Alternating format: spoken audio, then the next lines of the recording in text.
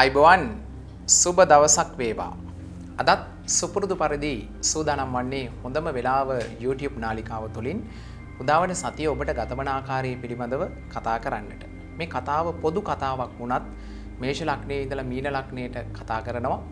මම පෞද්ගලිකව විශ්වාස කරනවා ජ්‍යොතිර්විද්‍යාත්මක සිද්ධාන්ත මත පදනම් වෙලා කතා කරන නිසා ඉදිරි සතිය ඔබට ප්ලෑන් කරන්න කිසියම් අස්වැසිල්ලක් වේවි කියලා. ජූලි මාසේ 25 වෙනිදා ඉඳලා 31 වෙනිදා දක්වා මේෂ ලග්නයේ ඉඳලා මීන ලග්නයට අපි කතා කරමු. ජූලි මාසේ 25 වෙනිදා ඉඳලා ජූලි 31 වෙනිදා දක්වා මේෂ ලග්නධාරී ඔබට උදාවන සතිය ගතවන ආකාරය 25 26 27 ඉදිරිපත් වන ඕනෑම දෙයක විශ්වාසය ඇති වෙනවා.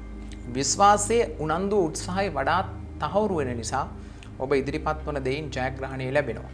සමහර වෙලාවට 26 27 වගේ දවස්වල අනවශ්‍ය කලබලයක් ඇති වෙන්න පුළුවන්. අවශ්‍ය දෙයට අනවශ්‍ය විදිහට මැදිහත් වෙන්න පුළුවන්. ඒ නිසා ඔබගේ වේගය හදිස්සිය පාලනය කරගන්න හැබැයි උනන්දු උත්සාහය ඉතාම හොඳයි. 28 29 වගේ දවස් ගත්තොත් එහෙම පොළව භූමිය ව්‍යාපාර සම්බන්ධ ඕනම කටයුත්තකට හොඳයි. රස්සාව ව්‍යාපාර සම්බන්ධව ඕනම දෙයක් කරන්න උපක්‍රමික තීරණ ගන්න සැලසුම් සකස් කරන්නත් ඉතාම හොඳයි. 30 31 වගේ දවස්වල විශේෂයෙන්ම ඉගෙන ගන්න දරුවන්ට අධ්‍යාපනය ලබන්න අවශ්‍ය පරිසරය ඉතා හොඳින් සකස් වෙනවා. ගුරුවරුන් හමු වෙනවා. සමස්තයක් හැටියට මේෂ ලග්නධාරීන්ට මේ සතිය ආරම්භ වෙන්නේ හොඳ ජව සම්පන්න ස්වභාවයකින් නිසා. ඒ ජව සම්පන්න ස්වභාවයත් එක්ක නැගෙන ආවේගශීලී ස්වභාවය පාලනය කරගත්තොත් මේ සතිය ඔබට බොහොම යහපත් වේවි. මීළඟට අපි කතා කරන්නට බලාපොරොත්තු වෙන්නේ වෘෂභ ලග්නධාරී ඔබට ජූලි මාසේ 25 වෙනිදා ඉඳලා 31 වෙනිදා දක්වා උදාවන සතිය ගතවන ආකාරය. විශේෂයෙන්ම 25 26 27 වගේ දවස් ගත්තොත් එහෙම තමාගේ රූප ස්වභාවය ආකර්ෂණය වෙනවා. ඔබ ඔබගේ රූපය පිළිබඳව වඩාත් හිතනවා. විශේෂයෙන්ම ස්ත්‍රී කාන්තාවන් කැඩපත ඉස්සරහට ගිහිල්ලා ඔබගේ රූපයේ අලංකාරමත් ස්වභාවය වරින් වර බලන්න පුළුවන්. පුරුෂයෙක් නම් ඔබගේ ශරීර සෞඛ්‍ය තත්ත්වය ගැන ඔබ වඩාත් සැලකිල්ලක් දක්වන්නට පුළුවන්. කොහොම වුණත් 28 29 වගේ දවස් වෙද්දී ප්‍රතිභාව හැකියාව නිර්මාණ ඉතා හොඳින් මතුවෙනවා. ඔබ කවුද කියන කාරණාව ඔබට ඉතා හොඳින් තේරුම් යනවා. සාමාන්‍යයෙන් ගොඩාක් වෙලාවට මිනිස්සු හැටියට අපිට අපි කවුද අපේ තියෙන හැකියා දුර්වලතා මොනවද කියන කාරණාව තේරෙන්නේ නැහැ. හැබැයි 28 29 වගේ දවස් ගත්තොත් ඔබට ඔබ කවුද කියන කාරණාව පිළිබඳව හොඳින්ම තේරෙවි. 30 31 නිවස පොළව භූමිය සම්බන්ධ ඕනම දෙයකට හොඳයි. අලුතෙන් මොනවා හරි දෙයක් හිතලා කරන්න ඒක ව්‍යාපාරයේ රැකියාවේ නිවසේ වේවා ඊටාම යහපත්. සමස්තයක් හැටියට මධ්‍යස්ථ ප්‍රමාණයට වඩා වැඩිපුර සුබ ප්‍රතිඵල උදා කරනවා.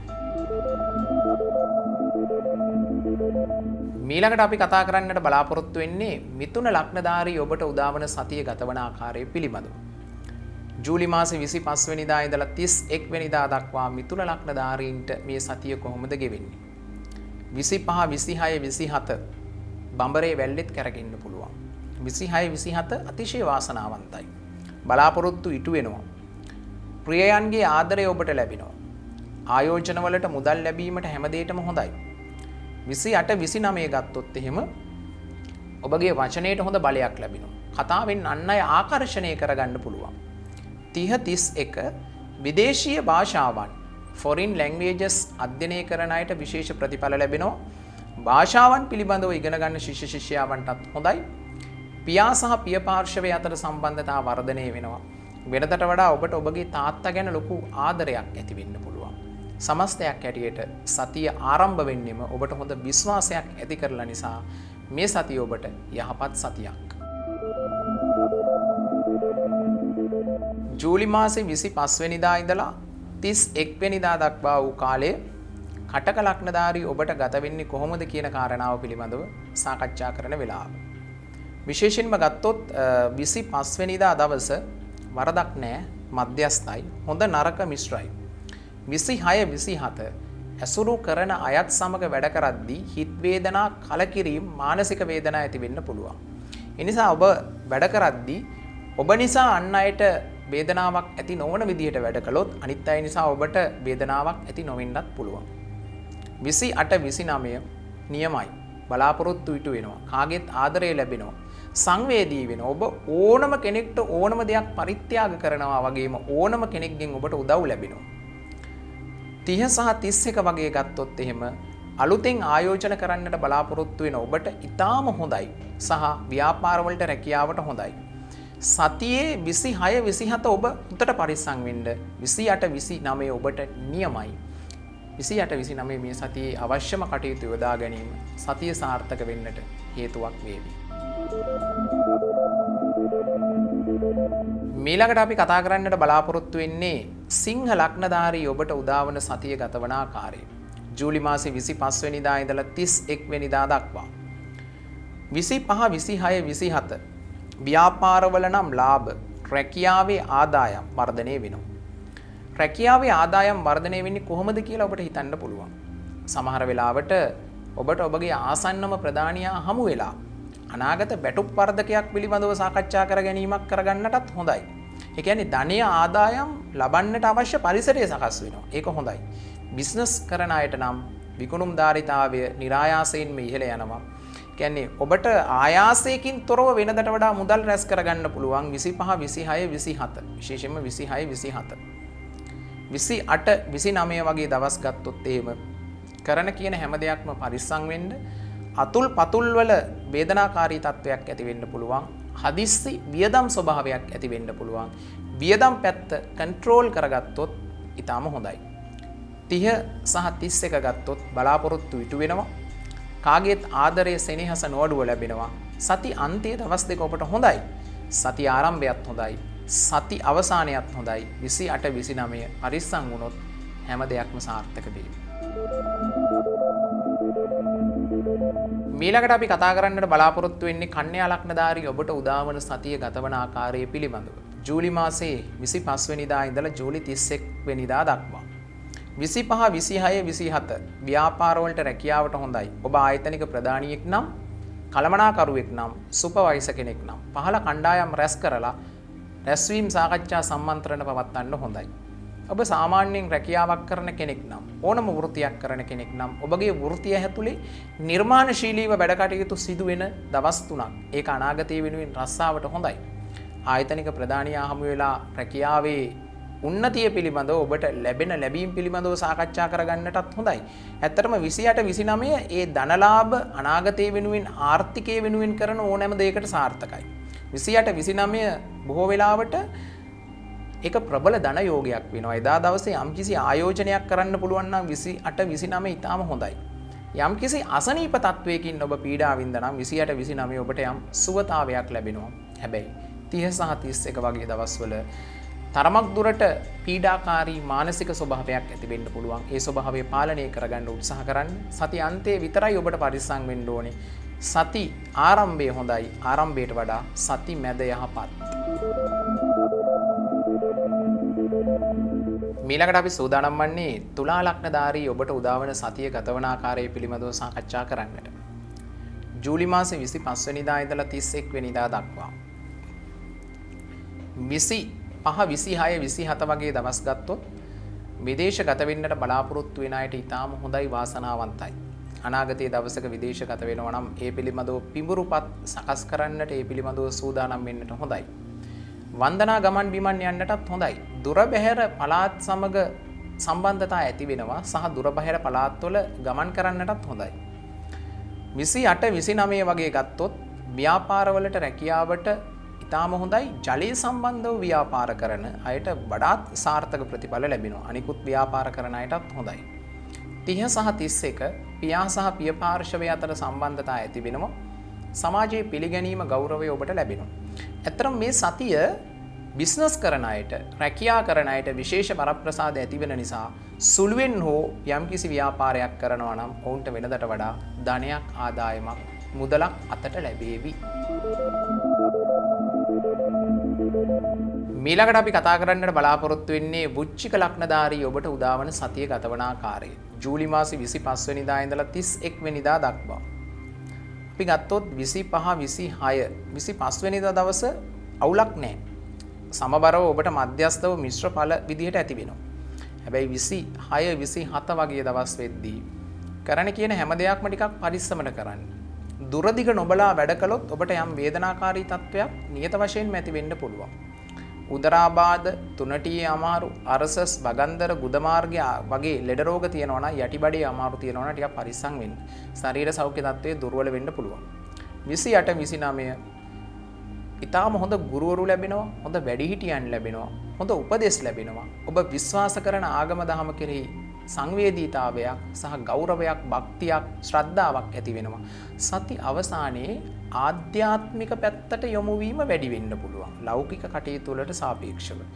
සති මැද කොටස නෙමෙයි ඇත්තටම 25 අවුලක් නෑ 26 27 ඔබ පරිස්සම් වුණොත් මේ සතිය ඔබට යහපත් වේවි. සති අන්තය පිළිබඳව අපිට කතා කරන්න බැරි වුණා විශේෂයෙන්ම 28 29 ගැන කිව්වේ 30 සහ 31 රැකියාවට ව්‍යාපාරවලට හොඳයි. එතකොට වෘශ්චික ලග්නධාරීන්ට සතියේ ආරම්භක දවස් 3 25 26 27 කියන දවස් වලින් 26 27 හොතට පරිස්සම් වෙන්න 28 29 හොඳයි 30 31 ව්‍යාපාරවලට රැකියාවට හොඳයි. ජූලි මාසේ 25 වෙනිදා ඉඳලා 31 වෙනිදා දක්වා ධනු ලග්නධාරී ඔබට උදාවන සතිය. 25 වරදක් නෑ 26 27 ආදරණීය මංගල යෝග උදා වෙනවා. ප්‍රියයන් සමග කතා කරන්නට ඇසුරු කරන්නට අවස්ථාව ලැබෙනවා. ඔබ ස්ත්‍රියක් නම් පුරුෂයන්ගේ කරුණාව ආදරය ලැබෙනවා. පුරුෂයෙක් නම් ස්ත්‍රීන්ගේ ඇල්ම බැල්ම කරුණාව ආදරය ලැබෙනවා. මංගල ආවාහ විවාහ කටයුතු, මංගල කටයුතු, ආදරය, ප්‍රේමයේ සම්බන්ධ ඕනම දෙයකට හොඳයි. හැබැයි 28 29 තරමක් දුරට කරන කියන හැම දෙයක්ම කල්පනාකාරී වෙන්න. හැබැයි 28 29 වගේ දවස්වල අන්සතු ධනයක් දීපලක් පොඩියට හෝ ලැබෙන්න පුළුවන්. සෙම් රෝග වලින් කල්පනාකාරී වෙන්නට ඕනේ. සති අන්තය උසස් අධ්‍යාපනය ලබන ශිෂ්‍ය ශිෂ්‍යාවන්ට හොඳයි. අධ්‍යාපන කටයුතු සාර්ථක වෙනවා. විභාග වලින් ජයග්‍රහණය ලැබෙනවා. සති අවසානය මධ්‍යස්ථ ප්‍රමාණයට වඩා සුබ ප්‍රතිඵල උදා කරනවා. සති මැද ටිකක් පරිස්සම් වෙන්න. සති ආරම්භය ඔබට වාසනාවන්තයි. මීළඟට අපි කතා කරන්නට බලාපොරොත්තු වෙන්නේ මකර ලග්නධාරී ඔබට උදාවන සතිය ගතවන ආකාරය. ජූලි මාසේ 25 වෙනිදා ඉඳලා 31 වෙනිදා දක්වා. 25 26 ව්‍යාපාර රැකියාව වෙනුවෙන් වෙනදට වඩා මහන්සි වෙන්නට වේවි. ඒ මහන්සියේ ප්‍රතිඵල ලැබේවි. සතුරන් ටිකක් බලවත් වුණත් සතුරන් මර්ධනය කර ගැනීමේ නුවණක් පහළ වෙනවා. ඔවුන් හඳුනා ගන්නට පුළුවන්. 28 29 නියමයි. හවුල් කටයුතු වලට හොඳටම හොඳයි. මංගල යෝගත් ඒ වගේමයි. විවාහයන් සම්බන්ධව දින නියම කරගන්න, මංගල නැකත් සම්බන්ධව සාකච්ඡා කරන්නට, රෙජිස්ට්‍රේෂන් එකක් නම් විවාහ කටයුත්තක් යොදා ගන්න ඉතාම හොඳයි. ප්‍රියයන් ආදරය කරනවා, ප්‍රියයන් හමු වෙනවා. රස ආහාර භුක්ති විඳින්නට ලැබෙනවා. හැබැයි 30 සහ 31 බලාපොරොත්තු නොවූ ආකාරයට මානසික ගැටලු ප්‍රශ්න ඇති වෙන්න පුළුවන්. දැන් 30 31 ඒ වගේ ගැටලු ප්‍රශ්න ඇති වෙනවා කිව්වට පස්සේ ඔබ මේ ගැටලු ප්‍රශ්න බලාපොරොත්තුෙන් ඉන්න එපා. එහෙම වුණොත් ජ්‍යොතිෂයෙන් වැඩක් වෙන්නේ නැහැ. ඔබට ඒවා වේලාසන निराකරණය කරගන්න පුළුවන්. ඉෂ්ට දේවතාවුන් වහන්සේ සිහිපත් කරලා දවස බොහොම එළඹ සිටි නුවණින් පටන් ගත්තොත් මේ කියන අපල තත්වයන් පවා ඔබට වෙනස් කරන්න පුළුවන්. මීළඟට අපි කතා කරන්නට බලාපොරොත්තු වෙන්නේ කුම්භ ලග්නධාරී ඔබ පිළිබඳව. විශේෂයෙන්ම ජූලි 25 වෙනිදා ඉඳලා 31 වෙනිදා දක්වා. 25 26 27 ඔබට දරුවන් ඉන්නවා නම් දරුවන් වෙනුවෙන් වැඩිපුර කාලය යොදවන්න. ඒක ඔබ ඔවුන් වෙනුවෙන් කරන අනාගත ආයෝජනයක් බවට පත්වේ. දරුවන්ගේ යම්කිසි සාර්ථකත්වයක් ඇති වෙනවා. ඔබ අධ්‍යාපනය ලබන ශිෂ්‍යයෙක් හෝ ශිෂ්‍යාවක් නම් ඔබටත් හොඳයි. 28 29 කිසියම් ආකාරයකට සුළු ලාභ ටිකක් ඔබට ලැබෙන්න පුළුවන්. ටිකක් සැප පහසු විදියට යම් ඔබ බලාපොරොත්තු වෙච්ච දෙයක් තියෙනවා නම් බලාපොරොත්තු වෙච්ච පණිවිඩයක් හෝ ඔබට අහන්න පුළුවන්. සතුරන් මර්ධනය වෙන ස්වභාවයක් තියෙනවා. ඔබට විරුද්ධව කළ සතුරුකම් ටිකක් අඩු වෙලා පහ වෙලා යන ස්වභාවයක් ඇති වෙනවා. 30 31 වගේ දවස් වෙද්දී මංගල කටයුතු වලට, විවාහ කටයුතු වලට ගොඩක් හොඳයි. හවුලේ කරන කටයුතු වලට හොඳයි.